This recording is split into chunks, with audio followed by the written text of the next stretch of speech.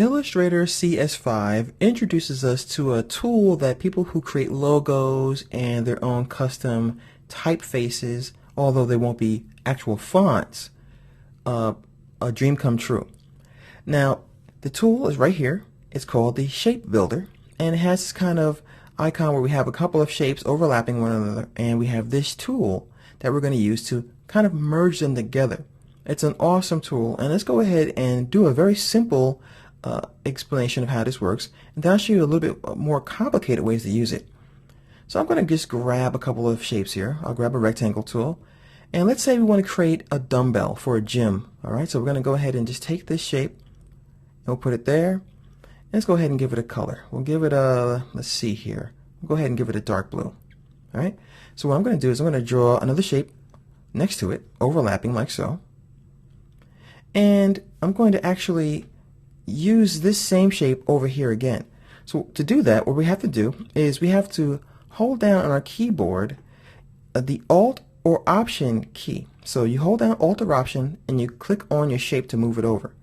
But you'll notice that it doesn't stay in the same path as this. So in order to constrain it so it stays on the same plane, what we have to do is hold down the Shift key in conjunction. So once again, Alt or Option and Shift, and then click on your shape. So ready? Alt, Option, Shift, and there you go. Now that's something that's a little difficult to do because you think that they have to have the shape selected first. This is a little weird operation. To use that, we have to make sure that we don't have it selected. So Shift, Alt, Option, click, and now you can grab it. All right, so I always have people have problems with that because when you have something selected and you try that, it deselects it first and then you can move it. All right, so here is our dumbbell. Now what we're going to do is we're going to just go ahead and grab it like so and select it.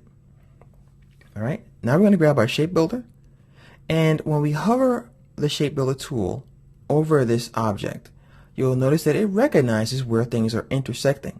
So this is a shape to the Shape Builder tool, this is separate, that's separate, that's separate, and so on. So how can we combine these? Very easy. Click and drag your mouse, and you notice the first shape turns red. And as we cross over another one, it turns red, and then that turns red, and then when we let go of the mouse, we'll have a new shape. But because I selected a poor area to start my operation, I don't get this piece.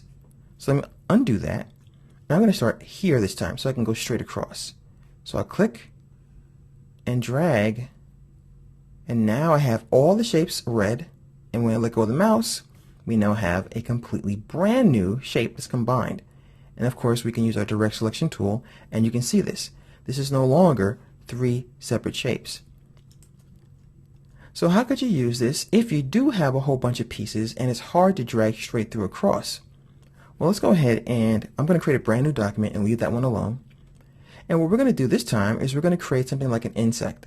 So I'm going to go to these shapes here. I'm going to grab, let's see, the polygon tool, and I'll draw a shape right about here. Let's create some kind of bug. All right, I'll go ahead and color that in purple. I see a lot of purple bugs, and I'm going to go ahead and grab a rectangle. And this is going to be just fun to do. So I'm not going to really focus on trying to get a perfect insect here. I'll go ahead and just tweak that a little bit. I'll grab the rectangle tool again, and we'll come over here, and we'll do some over here, and we'll do one over here. Alright, so once again, this could be like a logo, and I'm going to put some antennas right here. So here we go. Alright, so we have a whole bunch of stuff going on here. And to top it off, we'll go ahead and put the little ellipse on top. Alright, and I'll make them crooked like so. So here's our bug, world's most epic drawing of all time. This is like a award-winning piece. So as you can see, when I highlight it, we have all kinds of different parts. And if I try to grab the Shape Builder tool, you'll notice that it'll be literally impossible for me to drag through all this. So instead, what I'm going to do is I'm going to hold down the Shift key over here. So I'm going to hold down Shift, and I'm going to drag from this corner. And now, whatever falls under the influence of this selection will turn red. And when I let go of the mouse, I now have my shape.